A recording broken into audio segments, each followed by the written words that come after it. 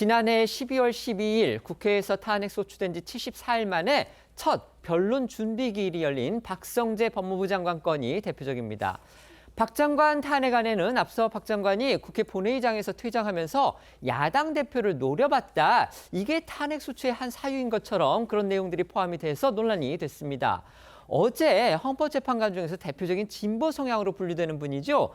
이미선 재판관이 국회 측에 대해서 이 부분을 재차 확인했다고 합니다. 네, 어제 이미선 재판관은 국회 측이 주장한 박 장관 탄핵 소추 사유를 크게 세 가지로 정리하면서 이 가운데 국회 본회의장 중도 퇴장 행위와 관련해서 이 탄핵 소추 사유인지 재차 확인했습니다. 앞서 국회 측은 윤 대통령의 비상계엄 선포를 막지 않아 내란에 가담했다며 이 탄핵안을 통과시켰는데 탄핵안은 박 장관이 지난해 12월 7일 국회 본회의에서 야당 대표를 노려본 것이 국회를 무시한 거란 내용도 담겨 있었습니다. 당시 상황 영상으로 보고 오시죠. 윤석열이 대통령직을 유지하는 한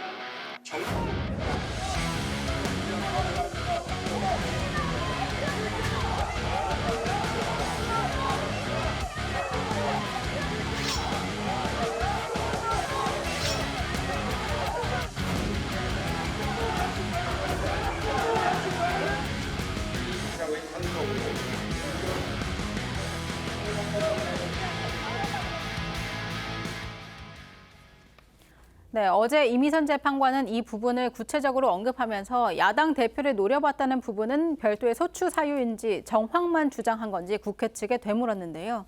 이에 국회 측 대리인은 정황만이라며 개별 소추 사유가 아닌 이 박 장관이 국회를 무시하는 정황으로만 삼겠다. 이런 취지로 답했습니다.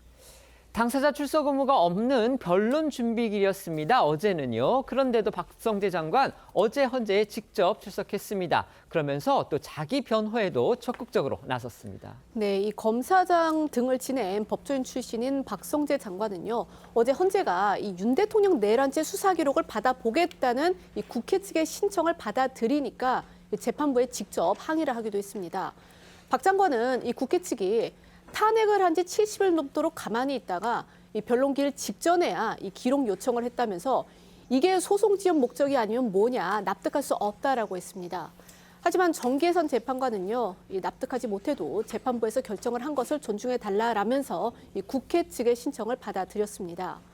박 장관은 어제 이 재판에 앞서 헌재 앞에서 이 기자들을 만난 자리에서도 국회 측이 탄핵 소추권을 남용하고 있다고 비판을 하면서 이런 점이 이 윤 대통령이 계엄을 선포한 배경이 된 것 같다라고 했는데요. 들어보시겠습니다. 저로서는 저에 대한 탄핵 소추가 법리적으로, 선거법적으로 근거가 부족하다고 생각합니다. 다수의 힘만으로 탄핵 소추를 밀어붙여서 국회의 탄핵 소추권 남용이라고 생각합니다. 이러한 탄핵 소추권의 남용이 대통령께서 비상계엄을 선포하는 큰 원인 중에 하나가 되지 않았을까 하는 생각을 합니다.